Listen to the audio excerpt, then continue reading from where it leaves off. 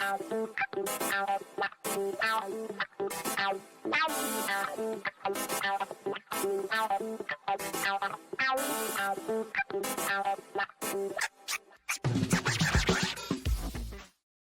turn to Ukraine and Russia, because I'm wondering if you all are having a cleanup in aisle 3 in the State Department today, where the president raised a couple of eyebrows when he seemed to make the distinction between a minor incursion and an all-out invasion.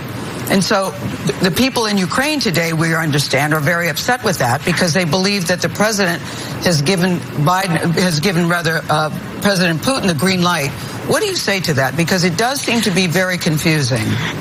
So the president, let me just first tell you, I start every morning reading the presidential daily briefing, which contains classified information about threats to our national security and hotspots around the world. I am often in meetings in the Situation Room where the president and I and members of our leadership of our military, our intelligence community convene on these issues. The president of the United States, Joe Biden, has been very clear on the subject of Ukraine, which is that if Russia takes aggressive action, there will be severe and swift consequences.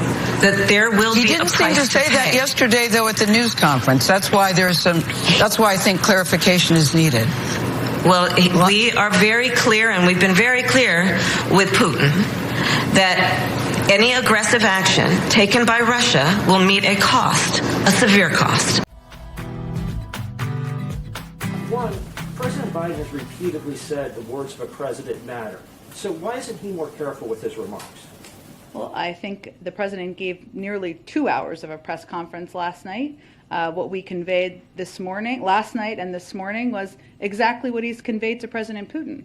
And I think what's important to the American public, and tell me if you agree or disagree, is what the president's positions are and what he means. And that's exactly what he provided directly this morning. What did you think when you heard the president say, well, it all depends. It all depends on whether or not it will be legitimate in 2022. Well, President Biden said what I've been saying out loud for several years now. The Democrat Party is the party of stolen election claims. And when he made that point that the only legitimate election will be if he can pass H.R. 1, H.R. 4, so then they can have rampant and legal ballot wide and do away with photo ID. That's the only legitimate election, and that's just going to lead to voter fraud. It seems to me that he's in a bit of a rock and a hard place, because on the one hand, he wants to be able to say, yes, of course, I believe that the United States electoral system is legitimate, and whatever the people decide when they go to the voting booths in November will be legitimate. We'll recognize that outcome. But at the same time, he's calling people, equating them. He says he's not equating them, but he said they'll go down in history, like Bull Connor, if they don't vote for these changes, which would nationalize our election system. So he's kind of in a rock and a hard place with this question, isn't he? Well, between being here last week in Georgia and then what he said yesterday, he surrendered all credibility about election integrity. And that's what I've shown that I'll do. I'll stand for fair and honest elections here in Georgia with the appropriate boundaries of accessibility with security. Democrats want to ban the photo ID, and then yet they want to allow ballot harvesting. We ban ballot harvesting because the only person your ballot is you, the voter, and the election official.